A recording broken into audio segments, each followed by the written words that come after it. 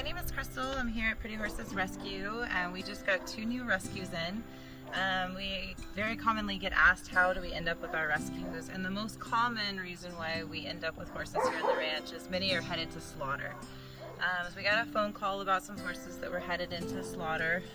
We actually didn't know initially they were headed to slaughter, but we got a phone call asking if we were interested in checking some out. So we went over, and there was about 7 horses in the pasture. Some are pretty skinny, have a lot of cuts and different issues with them, and a few of them looked a little healthier.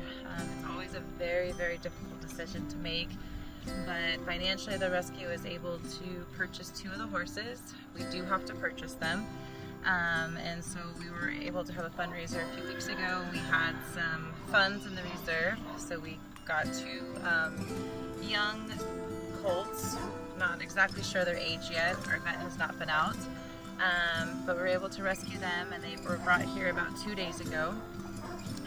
Both of them have never been really handled, so they were picked up off the land down in La Paz area, and they were brought up. So they're starting a brand new wild little Mustangs.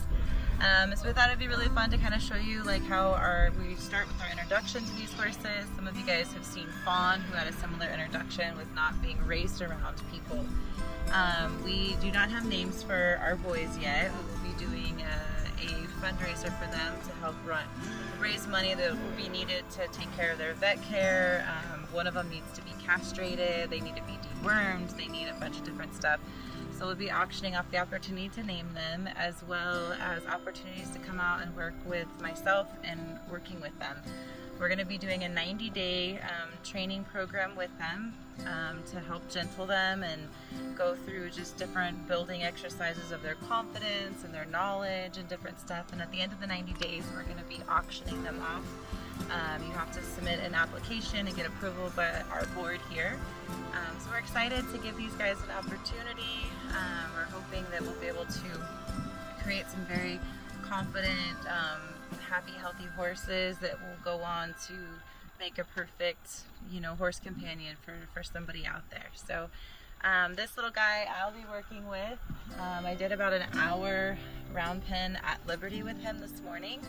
So what that means is we brought him in here, I took his halter off, and him and I interacted and worked with body movement and with energy, and kind of helped him to calm himself down and allow me to put a rope around his neck and halter him without lassoing him. So of course it took a lot longer. I had to be very patient with him, and it was really fun, and it reminded me of dancing, because he moves very light on his feet, and he's a very sensitive horse. So if I so much as shift a shoulder one direction, it means something to him. So I'm really looking forward to working with him. The other little horse that we will do a little video on as well, the other guy who works here at the ranch, Yvonne, will be doing the majority of his start. So we have a fun little competition going on between us, but the reality is these horses get a win. We're really excited to give them an opportunity, and we thank you guys so much for your continued support. You're following us on Facebook, Instagram, through our events, and through our sponsorship program. If you're interested in looking on taking on a project, these guys are available for sponsor, and you would be working with me directly. And so it'd be a great opportunity if you've ever been inspired by the Mustang makeovers or anything of that element. This is right here what we're doing with these guys. So he's had about an hour to rest since our first session. I did leave the lead line and the halter on him just to make things a little easier for me to be able to approach. And so what I'm going to do is still take it easy. I'm not just going to grab the rope and be like, I gotcha, let's do this. I'm going to approach the exact same way with teaching him consistency. I'm going to pick up the lead line, and I'm just going to ask him to kind of just move around me a little bit. Just kind of like we did with Fawn, a little bit of just moving him, bringing him back in, moving him, bringing him back in. I want to do it as subtly as possible, because my point is to be able to communicate with him in the easiest way possible. So I'm going to walk over and go grab him. You'll notice when I go to walk over to him, I will take my sunglasses off. My body is going to be saying a whole lot. I'm not going to come straight at him, because that's very intimidating. So I'm going to come at him at an angle, and like I was mentioning, he's so sensitive, I'm not even going to put my eyes on him.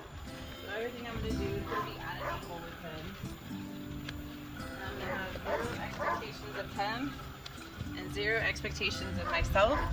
And I'm really just thinking about having fun with him, about joining up with him.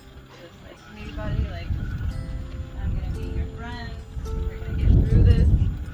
Again, I'm gonna come at him at an angle. I'm not gonna come at his face. But I'm gonna think about getting closer to that shoulder.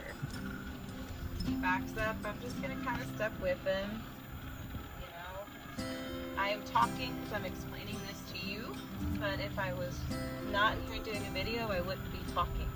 Versus again, they don't use their voice to communicate with each other. They communicate and they use their body. Hence why my body is not coming at him. Because all my energy is coming at him at the side. So I want to work on the pressure and release. So he let me approach and pet him. That's what I wanted. So my way of telling him thank you so much is walking away and taking that pressure off of him. This helps him to understand that the easiest way to get pressure off of him is to stand. He doesn't have to do as much work, okay? I'm going to kind of just go over again.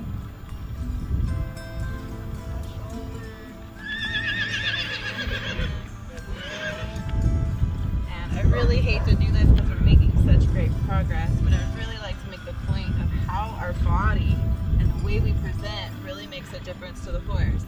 So I'm going to walk back over here, and I want you to notice the difference of when I walk at him. Hey buddy, hey buddy, hey buddy. Okay, so it's important to really kind of check in how we would be with humans versus how horses would be with each other. So we're going to bring it back over here. Again, take my eyes off of him, but I'm aware of him. I can see him in the corner of my eye. Step a little in front of him, asking him to stop. Turn, taking the pressure off on the side. Thinking about coming in at the shoulder.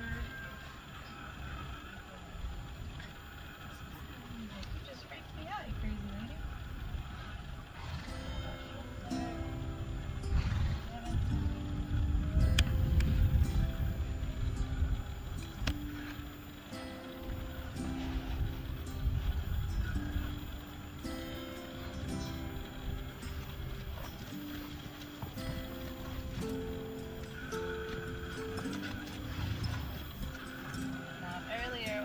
Hour long with him, which just that's how long it took for him to let me touch him. I really worked on getting him to turn with his head towards me. The reason why I did that is because once I got his halter on, I want him to always turn towards me. So those are just little steps that you can kind of help with the horses. When you're doing at liberty, I love to start the horses at liberty because it doesn't put as much pressure on them.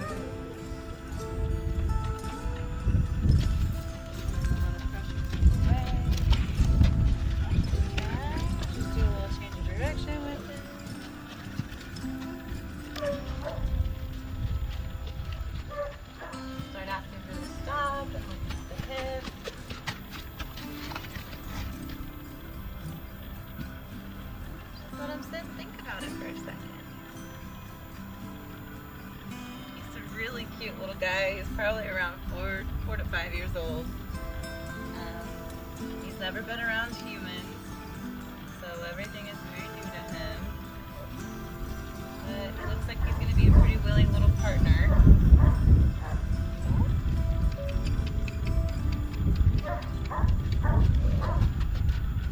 So again, keeping everything really subtle. If we can stay at this point with him, great.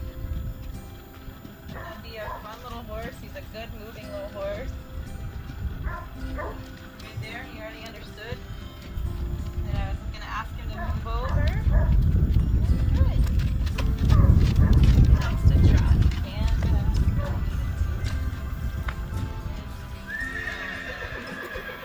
really like him. He's got his ear in on me.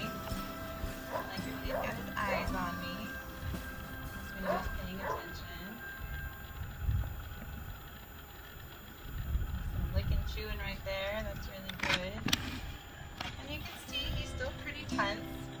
Like he is wanting to please. He's wanting to get away from any tension. He's starting to breathe a little bit more. This video is just really fun if you've ever been interested in horses.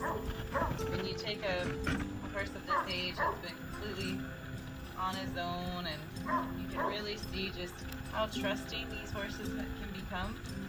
You can also see how much work really goes into training a horse.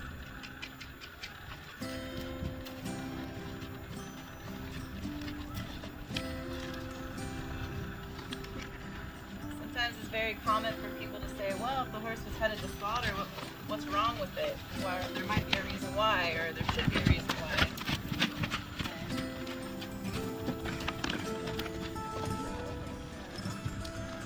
Down here, very common for the horses to survive off of what Mother Nature provides. So you'll have a lot of keto property where the horses can live, cows. This time of year in northern Baja is a drought, and we're also desert, so there's not food for them to eat year round. So instead of the horses literally dying out there because they have no food or water, a lot of them this time of year end up heading to slaughter. So it's not ideal, but it's very important to be sensitive and aware of the area that you're in. We try not to focus on that, but focus on the ones that we are able to save and we're able to help. So we're really excited to work with this handsome little guy. And we'll show you guys our other one in just a little bit.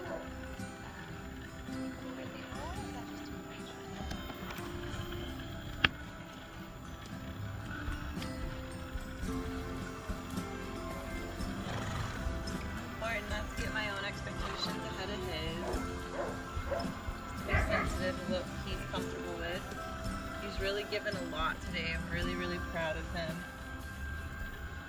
Now it took me an hour before I could even touch his shoulder and halter him, but I'm able to do that.